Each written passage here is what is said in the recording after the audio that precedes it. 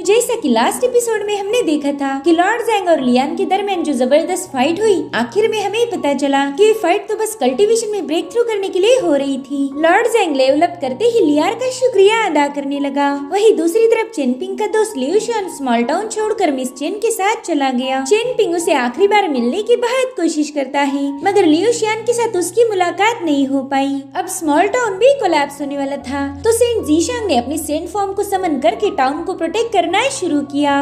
अब आगे तो ओपनिंग सीन में हमें दिखाया जाता है कि स्मॉल टाउन में मौसम काफी ज्यादा खराब था। चेनपिंग भी इस मौसम को देखकर थोड़ा सा परेशान हो गया। उसके हाथों में सेंट जीशांग ने दी हुई हेयर पिन थी, तो निंग्या वहाँ आकर उससे कहने लगी कि तुम इस हेयर पिन को ट्राई क्यों नहीं करते, तुमने इसे अपने बालों में लगाना चाहिए। अगर सेंट जीशांग ने इस हेयर पिन को तुम्हें गिफ्ट किया है तो तुम उसका यूज करो। वेल, मैंने इसे केयरफुली चेक किया था, मगर ये तो बस एक सिंपल सी हेयर पिन है। मुझे तो लगा था कि इस हेयर पिन के अंदर एक स्मॉल केव होगी। जिस पर चेनपिंग उसे कंफ्यूज होकर पूछने लगा कि आखिर एक हेयर पिन में स्मॉल केव कैसे हो सकती है। तो निंग्या उसे बताती है कि इस दुनिया में दो तरह की केव्स हैं। जहाँ पर हम फिलहाल रहते हैं वो है लीजू हेवन केव। इसकी टेरिटरी बहुत ही विशाल है और यहाँ पर कई सारे मैजिकल हर्ब्स और ट्रेजर भी पाए जाते हैं। वहीं पर हेवंस के लोग जहाँ रहते हैं वो केव हमारी केव से थोड़ी अलग है। शायद वो यहाँ से लाखों मील दूर होगी। जिसके बाद वो चेनपिंग को डिजाओ नाम के एंसेस्टर के बारे में बताती है। दरअसल उनके पास भी एक केव है जिसे लोटस केव के नाम से जाना जाता है। लोगों का मानना था कि इस केव में बस लोटस फ्लावर की एक पंखुड़ी है और वो पंखुड़ी डाली डायनेस्टी से भी ज्यादा बड़ी है। मगर चेनपिंग को इस बात पर यकीन नहीं हो रहा था, तो निंग्याओ कहती हाँ मुझे भी इस बात पर यकीन नहीं, इसलिए तो मैं उस केव की तलाश में जाने वाली हूँ। अगर लेजेंड्स का कहना सही रहा तो मैं जरूर से वापस आकर तुम्हें सच्चाई बता दूंगी। वैसे तुम्हारा आगे का क्या प्लान है? तो चेनपिंग उसे बताता है कि फिलहाल तो मैं मास्टर वान की मदद करने वाला हूँ और आगे चलकर मैं माउंटेन्स में ही जाकर हर्ब्स कलेक्ट किया करूँगा। उन्हें एल्डर यांग की शॉप पर बेचने से मैं पैसे भी कमा सकता हूँ।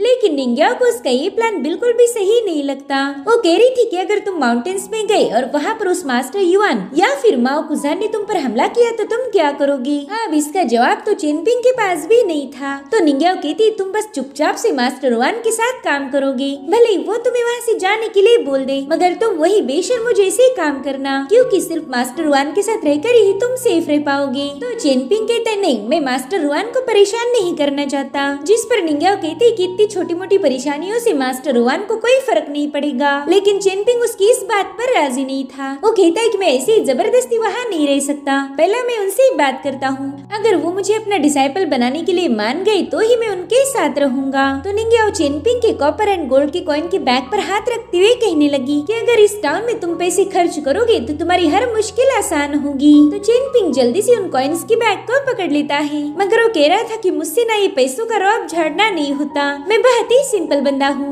जिस पर निंग्याओ कह रही थी कि शुक्र मनाओ मैं तुम्हारी बीवी नहीं हूँ, वरना हर रोज तुम मेरे हाथों से चाटे खाते। मुझे तो उस बेचारी लड़की के लिए बुरा लग रहा है जो कि आगे चलकर तुम्हारी बीवी होगी। तुम तो ना ही उसे प्रोटेक्ट कर पाओगी और ना ही खुश रख पाओगी। तो चेनपिंग कहता है ऐसा नहीं होगा, देख लेना मैं मेरी वाइफ को हमेशा प्रोटेक्ट करूंगा, चाहे उसके लिए मुझे हेवंस के गॉड्स के खिलाफ भी लड़ना क्यों न पड़े, मैं पीछे नहीं हटूंगा। वैसे भी मेरे फादर कहा करते थे कि अगर तुम अपने लाइफ पार्टनर को प्रोटेक्ट नहीं कर सकते हो तो तुमने शादी भी नहीं करनी चाहिए। निंग्याओ भी चेनपिंग की बातों से थोड़ी सी इम्प्रेस हो गई थी। जिसके बाद निंग्याओ मास्टर युआन की शॉप की तरफ रवाना हो गई। चेनपिंग उसे वहाँ तक ड्रॉप करना चाहता था, मगर निंग्याओ ने उसे मना कर दिया। अब उसके वहाँ से जाने के बाद चेनपिंग सेंट जीशांग ने दी हुई हेयर पिन को देखने लगा। वो समझ गया था कि सेंट जीशांग मुश्किल में है और अब हमें पूरे के पूरे स्मॉल टाउन को दिखाया जाता है जो कि सेंट जीशांग के हाथ में था। सेंट जीशांग स्मॉल टाउन को प्रोटेक्ट कर ही रहे थे कि तभी उन पर एक जोरदार डिवाइन पावर से अटैक हो गया। देखते ही देखते वहाँ पर 4 हेवनली सेंट पहुँच गए जो कि सेंट जीशांग से कह रहे थे कि तुम हेवनली वे के खिलाफ जाकर बगावत पर उतर आए हो। हम अच्छे से जानते हैं कि तुम्हें लीजू हेवन केव के लिए सिंपैथी फील हो रही है। तुम बिल्कुल नहीं चाहते कि स्मॉल टाउन डिस्ट्रॉय हो, मगर ऐसा करके तुम हेवन के अगेंस्ट जा रहे हो। लेकिन अभी भी वक्त है, पीछे हट जाओ और हम तुम्हें बख्श देंगे। मगर सेंट जीशांग इस पर कोई जवाब नहीं देते, जो देखकर एक सेंट काफी ज्यादा भड़क जाता है। वो कह रहा था कि इस बंदे से बात करके कोई फायदा नहीं, ये कभी तुम लोगों की बात नहीं मानेगा। मेरे ख्याल से हेवन के खिलाफ जाकर कुछ एक्स्ट्रा ऑर्डिनरी करने वाला है, मगर इसके लिए तो पहले इसे मेरे अटैक से बचना होगा। जिस पर सेंट जीशांग कहने लगी कि ड्रैगन स्लिंग बैटल को 3000 साल बीत चुके हैं। उस बैटल के बाद लगभग 3000 सालों तक हमारी स्मॉल टाउन ने ग्रेट अपॉर्चुनिटीज को एंजॉय किया है। यहाँ पर पैदा हुई कई सारी जनरेशन टैलेंटेड और जीनियस थी, मगर मैं उन लोगों को जीनियस नहीं मानता, क्योंकि यहाँ मिलने वाली हर एक अपॉर्चुनिटी के पीछे वो गोल्डन ड्रैगन था। और यही वजह है कि मैंने इस स्मॉल टाउन में अपनी अकेडमी ओपन की, ताकि मैं यहाँ की आने वाली जनरेशन को सेल्फ कल्टीवेशन सिखा पाऊँ। लेकिन अब डा ऑफ हेवन इस टाउन को सप्रेस करके मुझे रोकना चाहता है, लेकिन मैं इस टाउन को डिस्ट्रॉय नहीं होने दूंगा। जब तक मैं सेंट जीशांग जिंदा हूँ तब तक आप इस टाउन को कुछ नहीं कर सकते। सेंट जीशांग की बातें सुनकर वो सेंट काफी ज्यादा भड़क गए। वो कह रहे थे कि हमने 3 टीचिंग सेटअप की थी, लेकिन तुम उन टीचिंग के अगेंस्ट जाकर अपने डिसाइपल्स को कुछ और ही पढ़ा रहे हो। जिस पर सेंट जीशांग कहने लगे कि मुझे नहीं लगता आपको मेरी टीचिंग से प्रॉब्लम होगा। अगर ऐसा होता तो आपने कब का मुझ पर अटैक किया होता, मगर ऐसा नहीं हुआ। आप 3000 सालों बाद स्मॉल टाउन पर अटैक करने आए हो, तो मैं भी यहाँ चुपचाप बैठकर तमाशा नहीं देख सकता। वहीं पर एल्डर वांग और सीनियर माँ को पता था कि सेंट जीशांग किस मुसीबत से लड़ने वाले हैं, मगर फिर भी वो लोग उनकी कोई मदद नहीं करते। इधर एक हेवनली सेंट जीशांग से कह रहा था कि तुमने हेवनली वे के खिलाफ जाने की कोशिश की है, अब तुम्हें इसका खामियाजा भुगतना होगा। सच बताओ तो मैं तुम्हें 1 सेकंड में मार सकता हूँ, लेकिन पहला मुझे तुम्हारी एबिलिटीज को चेक करना है। देखता हूँ तुम मेरे सामने कब तक टिक पाओगे। जिसके बाद वो अपने मल्टीपल सोर्स को समन करते हुए सीधा सेंट जीशांग की तरफ उन्हें रिलीज कर देता है। वो सारी सोर्स सेंट जीशांग के आसपास रिवॉल्व करते हुए उन पर अटैक करना शुरू कर देती है, जिसके चलते सेंट जीशांग बुरी तरह से घायल होकर उनकी बॉडी पर क्रैक्स पड़ गए थे। और अब सेंट जीशांग ने खुद को बचाने के लिए स्मॉल टाउन के बैम्बू लीव्स को समन करना शुरू कर दिया। उन सारे पत्तों ने सेंट जीशांग के आसपास बहुत ही पावरफुल शील्ड बना दी थी, जो देखकर वो सेंट हंसने लगा। वो कहता है कि ये तो स्प्रिंग ब्रेस टेक्निक है और तुम इसी का यूज करके मेरे सोर्ड फॉर्मेशन को ब्रेक करना चाहते हो। अब मैं भी देखना चाहता हूँ कि तुम्हारी ये टेक्निक मेरे सोर्ड अटैक को कितनी देर तक रोक पाएगी। जिसके बाद वो एक बार फिर से अपनी डिवाइन सोर्ड का यूज करते हुए सेंट जीशांग पर हमला कर देता है। वो सेंट कह रहा था कि हमने तुम्हारी काफी सारी तारीफें सुन रखी है।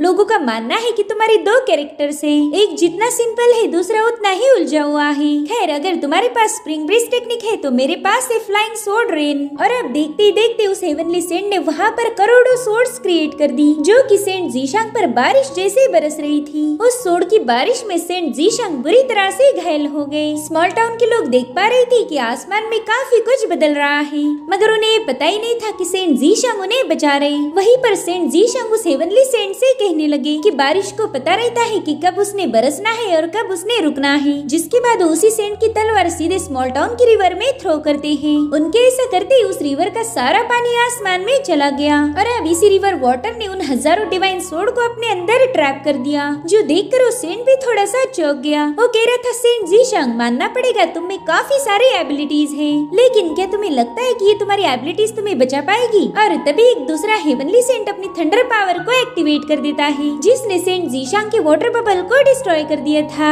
तो अब उन डिवाइन सोर्ड्स के बाद वो थंडर सेंट जीशांग पर हमला कर रहा था। सेंट जीशांग देखते कि उनकी बॉडी पर अब काफी ज्यादा क्रैक्स पड़ चुके हैं। उन्हें पता था कि उनका अंत अब निश्चित होगा, मगर फिर भी सेंट जीशांग पीछे नहीं हटते। उन्होंने ठान लिया था कि वो इन सेंट्स का मरते दम तक सामना करेंगे। और उतने में ही स्मॉल टाउन के कुएं से 3 ड्रैगन बाहर आ गए, जो कि सीधे जाकर सेंट जीशांग की बॉडी से लिपट कर उन्हें प्रोटेक्ट करने लगे। इधर एक हेवनली सेंट उनसे कह रहा था कि तुम्हारे पास अभी भी मौका है, तुम चाहो तो अभी पीछे हट सकते हो। लेकिन सेंट जीशांग इस पर कोई रिस्पांस नहीं करते, जिस वजह से उस हेवनली सेंट ने उन पर अपनी फिस्ट से अटैक कर दिया। वो पंच उन पर बहुत ही खतरनाक हेवी प्रेशर रिलीज कर रहा था, जिसके चलते वो तीनों ड्रैगन्स वहीं पर डिस्ट्रॉय हो गए। अब सेंट जीशांग देखते हैं कि उन पर वो पंच हिट होने वाला है, तो उन्होंने तुरंत ही अपना हाथ ऊपर उठाते हुए उस पंच को काउंटर किया, जिससे वहाँ पर बहुत ही जबरदस्त एनर्जी रिलीज होने लगी। वहीं दूसरी तरफ चेनपिंग अभी भी उस हेयर पिन को घूर रहा था और उतने में ही जोरों से बादल गरजने लगे, जो सुनते ही चेनपिंग घर से बाहर आ जाता है।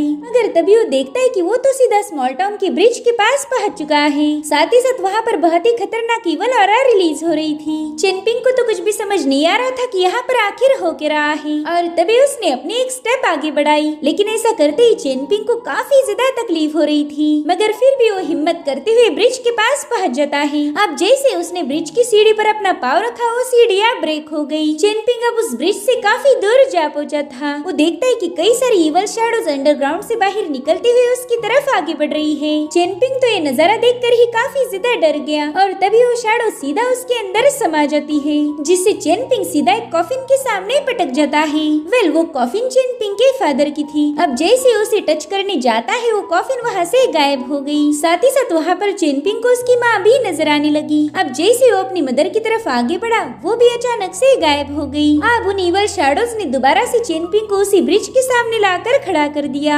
यहाँ पर चेनपिंग को कुछ भी समझ नहीं आ रहा था कि आखिर उसके साथ ये हो क्या रहा है, मगर सेंट जीशांग की हेयर पिन अभी भी उसके पास थी। अब जैसे चेनपिंग उस ब्रिज की तरफ आगे बढ़ रहा था उसे कुछ एंसेस्टर की आवाजें सुनाई देने लगी। वो उससे कह रही थी कि तुम एक मामूली से इंसान हो, तो हमारे सामने नील करो और हम तुम्हारी किस्मत पलट देंगे। साथ ही साथ चेनपिंग को सेंट जीशांग की भी आवाज आने लगी। वो कह रही थी कि इस ब्रिज की सीढ़ियां तुम्हें काफी ऊपर तक ले जा सकती है, तुम्हें किसी के सामने नील करने की जरूरत नहीं, बस तुम आगे बढ़ते रहो। अब चेनपिंग आगे बढ़ ही रहा था कि तभी उसे एल्डर वांग की आवाज आने लगती है। उससे कह रही थी कि चेनपिंग, ना तुम आगे बढ़ोगे ना तुम पीछे मुड़ोगे और ना ही तुम किसी के सामने नील डाउन करोगे। मैं चाहता हूँ कि बस थोड़ी देर के लिए तुम इसी जगह पर रुक जाओ। आगे ब्रिज पर एक ग्रेट अपॉर्चुनिटी है, लेकिन तुम एक मॉर्टल होने की वजह से उसे अफोर्ड नहीं कर सकते। अगर तुम उस अपॉर्चुनिटी को हासिल करने की कोशिश करोगे तो मारे जाओगे। उस अपॉर्चुनिटी के लिए हेवन ने किसी और को चुना है, इसलिए तुम आगे नहीं बढ़ोगे। वहीं दूसरी तरफ सेंट जीशांग पर हेवनली सेंट्स मल्टीपल अटैक कर रहे थे,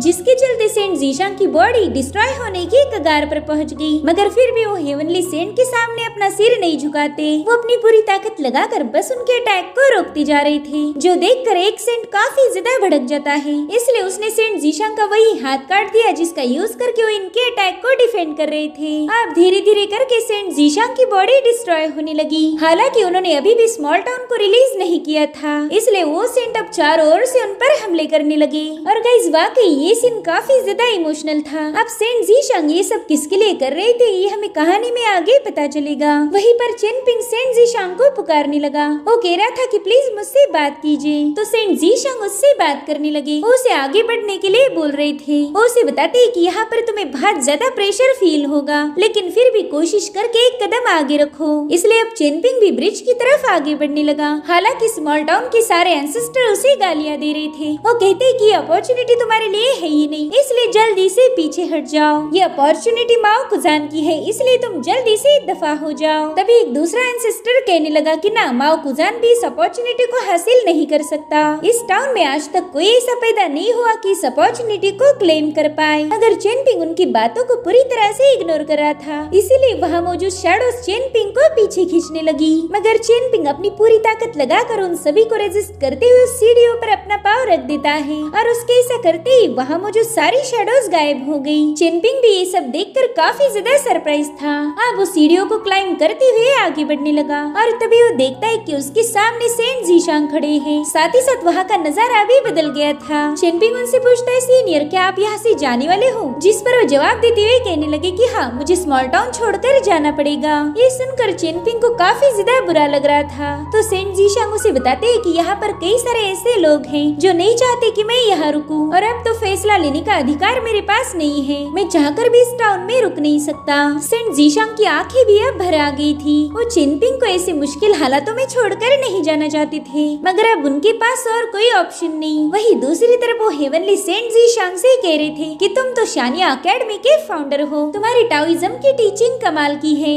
लोग तुम्हारी काफी ज्यादा इज्जत करते हैं, लेकिन आज तुम्हें खत्म करके हम ये साबित कर देंगे कि तुम्हारी कोई रेपुटेशन नहीं थी। जो लोग तुम्हें जीनियस समझते हैं उनका भ्रम भी जल्द ही टूट जाएगा। वही दूसरी तरफ सेंट जीशांग देखते हैं कि चेनपिंग उनके लिए रो रहा है। तभी सेंट जीशांग उससे कहते हैं कि अब हमें निकलना होगा। तो चेनपिंग कहते हैं, सीनियर, हम लोग कहाँ जाने वाले हैं? जिस पर वो कहती कि हम नहीं बल्कि तुम जाओगे। तुम बहुत ही जल्द एक स्पेशल पर्सन से मिलने वाले हो, वो पर्सन मेरे भी सीनियर है। अब ये सुनकर चेनपिंग काफी ज्यादा कंफ्यूज हो गया था, और तभी सेंट जीशांग जोर जोर से हंसते हुए कहने लगे कि चेनपिंग, तुम्हें उनसे मिलने के लिए काफी सारी मुश्किलों का सामना करना होगा, लेकिन मैं जानता हूँ तुम ये मेरे लिए कर लोगे। जिसके बाद सेंट जीशांग का फॉर्म वहाँ से गायब हो गया। अब दोबारा से उस जगह पर स्पिरिचुअल ऑरा फ्लो होने लगी। अब चेनपिंग के एक स्टेप आगे बढ़ाते ही उस पर बहुत ही खतरनाक हेवी प्रेशर रिलीज होना शुरू हो गया। चेनपिंग का इमॉर्टलिटी ब्रिज ऑलरेडी ब्रोकन था, जिस वजह से उसे काफी ज्यादा तकलीफ तकलीफ हो रही थी। साथ ही साथ वो हेवी प्रेशर चेनपिंग को बुरी तरह से घायल कर रहा था, मगर चेनपिंग पीछे नहीं हटता। इधर सेंट जीशांग उससे कह रहे थे कि बस हिम्मत करके आगे बढ़ो, तो चेनपिंग भी उस हेवनली प्रेशर के खिलाफ जाने की कोशिश करने लगा, मगर वो हेवनली प्रेशर उसे रोक रहा था। हेवनली वे ने चेनपिंग की किस्मत कुछ और लिखी है, लेकिन सेंट जीशांग इसे बदलना चाहते थे। वहीं पर चेनपिंग अपना पूरा दम लगाते हुए ब्रिज पर एक और स्टेप रख देता है, जिससे अब वहाँ का प्रेशर काफी ज्यादा बढ़ चुका था। और तभी सेंट जीशांग उससे कहने लगे कि तुम पर हेवनली वे बस 3 बार ही प्रेशर डाल सकता है, अगर तुमने उसे हैंडल कर लिया तो तुम आगे बढ़ जाओगे। अब सेंट जीशांग चेनपिंग से जोर जोर से कहने लगे कि बस तुम आगे बढ़ो, मैं जानता हूँ तुम ये कर सकते हो। साथ ही साथ वो हेवनली सेंट्स को भी चैलेंज कर रहे थे कि अगर तुम में दम है तो मुझ पर और ज्यादा अटैक करो, देखता हूँ तुम कितने अटैक्स में मुझे मार पाओगे। यहाँ पर सेंट जीशांग की आवाज में हमें एक अलग सी एनर्जी महसूस होती है, क्योंकि उन्हें यकीन आ गया था कि चेनपिंग उन्होंने दिया हुआ टास्क यकीनन पूरा करेगा। तो उन डिवाइन सेंट्स ने सेंट जीशांग पर कई सारे अटैक्स करना शुरू कर दिए, जिससे उनकी बची कुची बॉडी भी कोलैप्स होने लगी, मगर उनकी पूरी नजर थी चेनपिंग पर। इधर चेनपिंग भी उस हेवनली प्रेशर को चैलेंज कर रहा था कि आकर मुझे रोक के दिखा, और उसी प्रेशर के खिलाफ जाते हुए उसने 2 कदम और आगे बढ़ाए। इस मोमेंट पर उसे सेंट जीशांग की कही बात याद आने लगी। एक बार उन्होंने चेनपिंग से पूछा था कि क्या तुम्हें मौत से डर लगता है, जिस पर वो कहता है कि नहीं सीनियर, मैं मौत से नहीं डरता। चेनपिंग के इस जवाब ने उन्हें काफी ज्यादा इम्प्रेस किया था। वो कहते हैं कि अगर तुम्हें मौत से डर नहीं लगता तो तुम जरूर से सरवाइव करोगे, तुम्हारा फ्यूचर ब्राइट होगा और तुम काफी ज्यादा आगे जाओगे, बस शर्त ये है कि तुम्हें मौत से डरना नहीं है। उन्हीं सारी बातों को याद करके चेनपिंग कहने लगा कि मैं सेंट जीशांग को कभी निराश नहीं करूंगा। उन्होंने मुझसे बोला है कि मुझे एक सीनियर से मिलना होगा, तो मुझे वहाँ जाने से कोई रोक नहीं सकता। जिसके बाद वो पूरी ताकत लगाने लगा। वो बहुत ही जोर से चिल्लाते हुए आगे बढ़ रहा था, क्योंकि वो हेवी प्रेशर उसे रोकने की पूरी कोशिश करता है, मगर चेनपिंग ने उसके सामने हार नहीं मानी और फाइनली वो एक और स्टेप आगे रख देता है। इधर सेंट जीशांग चेनपिंग की हिम्मत को देखकर अपने मास्टर से कहने लगे कि सीनियर, क्या आप इस बच्चे को देख रहे हो? इसके पास कोई कल्टीवेशन पावर नहीं, मगर फिर भी इसने मेरे लिए अपनी जान की बाजी लगा दी। वहीं पर चेनपिंग एक और कदम आगे बढ़ाते हुए उस ब्रिज के टॉप स्टेप पर पहुंच गया। उसके वहां पहुंचते ही वो हेवनली प्रेशर अपने आप गायब हो गया। साथ ही चेनपिंग के सामने बहुत ही तेज रोशनी रिलीज होने लगी, जिसमें से उसे एक डिवाइन फिगर नजर आ रहा था, मगर वो ठीक से देख पाई इससे पहले ही चेनपिंग वहाँ पर नीचे गिर गया। इधर सेंट जीशांग भी बड़ी तेजी से नीचे गिरने लगे थे, और उस मोमेंट पर उन्हें अपने अकेडमी के विजन नजर आने लगे। वहीं पर एल्डर वांग, निंगी और मास्टर वान ये सब देख रहे थे। सेंट जीशांग कहते कि यहाँ मौजूद हर एक पर्सन खुशी से रहे, मैं यही दुआ करूंगा। भले ही मेरे साथ गलत हुआ, मगर मुझे सेंट जीशांग को इससे कोई फर्क नहीं पड़ता। अगर ये दुनिया मेरे बिना खुश है तो मुझे भी इससे कोई शिकायत नहीं, लेकिन आज न कल तुम लोग ये समझ जाओगे कि सेंट जीशांग ही एक अकेला ग्रेट सेंट था। जिसके बाद सेंट जीशांग बड़ी तेजी से जमीन पर कोलैप्स हो गए। उनके वहाँ नीचे गिरते ही पूरी जगह पर उनकी स्पिरिचुअल एनर्जी रिलीज हो रही थी, और फिर फाइनली उनकी मौत हो गई। इधर चेनपिंग भी अपने माइंड स्पेस से बाहर आ गया। वो देखता है कि स्मॉल टाउन पर घिरे हुए सारे बादल हट चुके हैं। वहीं दूसरी तरफ सेंट जीशांग की सोल उनकी अकेडमी में बैठी हुई थी। वो कहते हैं कि मैं सेंट जीशांग अकेला था, मेरे जैसा और कोई नहीं हो सकता। अगर ये लोग मेरे बिना खुश है तो मैं भी यहाँ से खुशी से जा सकता हूँ। जिसके बाद उनकी सोल वहाँ से एक डिवाइन एनर्जी में बदल कर गायब हो गई। इधर स्मॉल टाउन के लोग देखते हैं कि उनका टाउन अब पूरी तरह से बदल चुका है। उनके ऊपर जो शील्ड लगी हुई थी वो ब्रेक हो गई। वहीं दूसरी तरफ एल्डर वांग कहने लगे कि अब स्मॉल टाउन के लोग भी रीइंकार्नेट हो पाएंगे, और इसके लिए सेंट जीशांग ने बहुत भारी कीमत चुकाई है। साथ ही साथ हमें स्मॉल टाउन के ब्रिज का सीन भी दिखाया गया, जो कि ऑलमोस्ट कोलैप्स हो चुका था। और अब वहाँ पर हम एक डिवाइन फेरी को देखते हैं, जिसका मकसद क्या है ये हमें आने वाले एपिसोड्स में पता चलेगा। सेंट जीशांग और इस फेरी के दरमियान एक बात हुई थी, जो कि कहानी में आगे चलकर एक बहुत ही इम्पोर्टेंट मोड़ लेने वाली है। गाइस, इस एपिसोड में हमें कुछ भी क्लियरली बताया नहीं गया कि आखिर सेंट जीशांग को खत्म करने की क्या वजह थी। हमें ऐसा दिखाया गया कि हेवनली सेंट स्मॉल टाउन को डिस्ट्रॉय करना चाहते हैं, मगर उनका असली मकसद कुछ और ही था। साथ ही साथ सेंट जीशांग चेनपिंग को आगे जाने के लिए क्यों कह रहे थे, इन सारे सवालों के जवाब आने वाले एपिसोड्स में क्लियर हो जाएंगे। इसलिए stay tune. Thank you so much for watching. Bye bye.